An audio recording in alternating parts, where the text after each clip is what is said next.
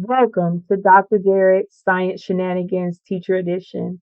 I'm excited for you to be here with me today. I'm excited to share my knowledge of the grade 5 science standards, specifically what the students will need to know and will not need to know to pass their 5th grade science assessment.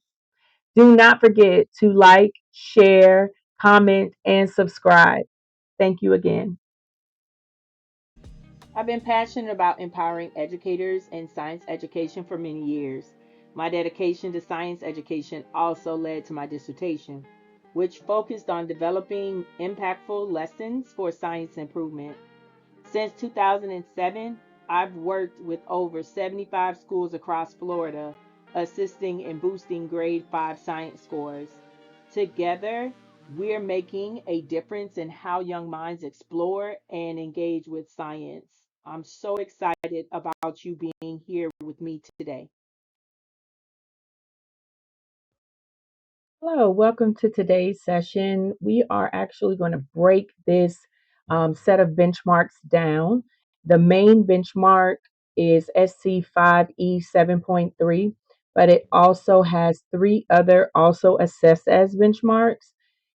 This is going to take a little bit of time when you are teaching it. It has extensive vocabulary, and there are sections where if you did not look in the item specifications, you would not know certain things about what the students are going to be required to know for their 5th grade science assessment.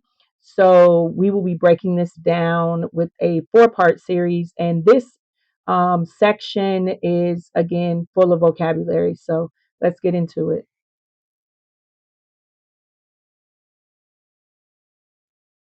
Let's take a closer look at what this benchmark requires for SC.5.E.7.3, which is a subsection of SC.5.E.7.5. So today we're going to be focusing on the weather-related differences between humidity and temperature. Also, they want to know what is the difference in these different types of environments, so that swamps, deserts, and mountains.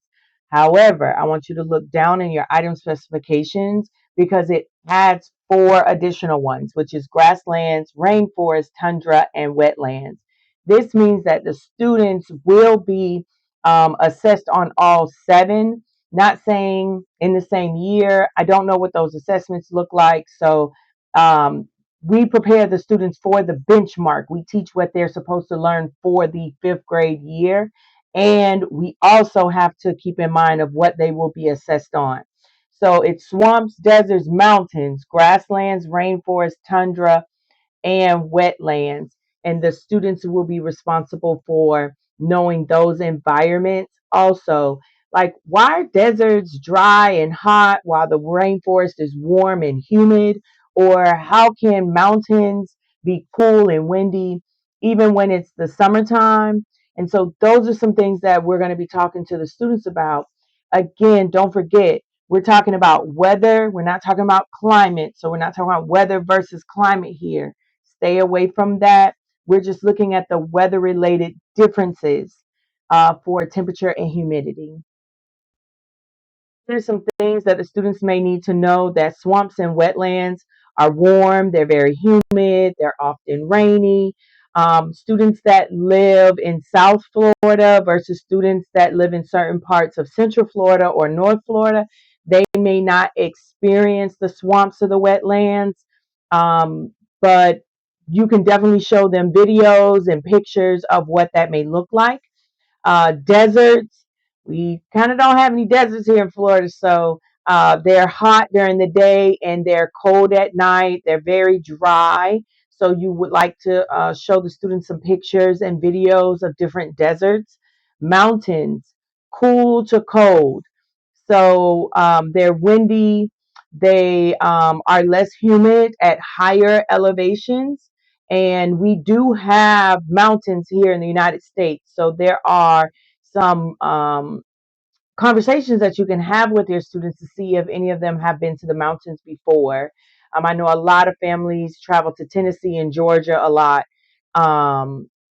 Across the state of Florida, and so the students may have some background knowledge on that. So you want to give them some questions and say, hey, has anybody ever been to the mountains?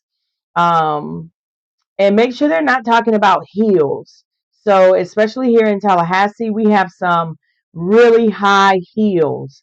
That is not what we're referring to when we're talking about a mountain. So, you might want to clarify that for some of your scholars.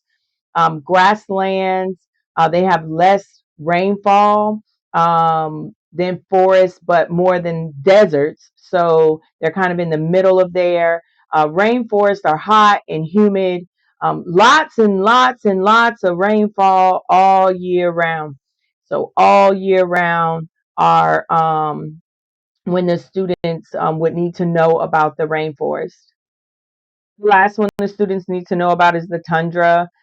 Cold year all year round, dry with very little precipitation. An example of that would be the Arctic. And so the students would definitely need some pictures in regards to what that looks like for them to be able to understand that specific environment. For this benchmark, you definitely want to have some type of graphic organizers. You want to have anchor charts where it has the temperature and humidity of that specific environment. And then you want to provide them some scenario questions. An example of a scenario question could be, um, this environment is warm, it's humid all year round. It has a whole bunch of rain. It has lots and lots of rain.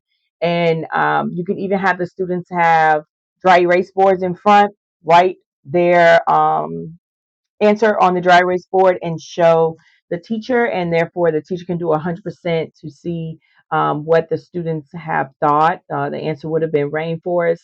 However, some students may have put swamp or wetlands for that. So you just want to make sure that they fully know what's going on with these areas. Um, and that would be sufficient for that. Anchor charts, videos, lots of examples, lots of scenario questions, because again, they're talking about the difference between the environments with humidity and with temperature. I hope this has helped. Thank you so much again for watching this session. The book, Unveiling the Power of Impactful Science Instruction, is available on Amazon, and it is a glimpse into my dissertation investigating the improvement in science achievement among fifth grade science students when using the instructional model.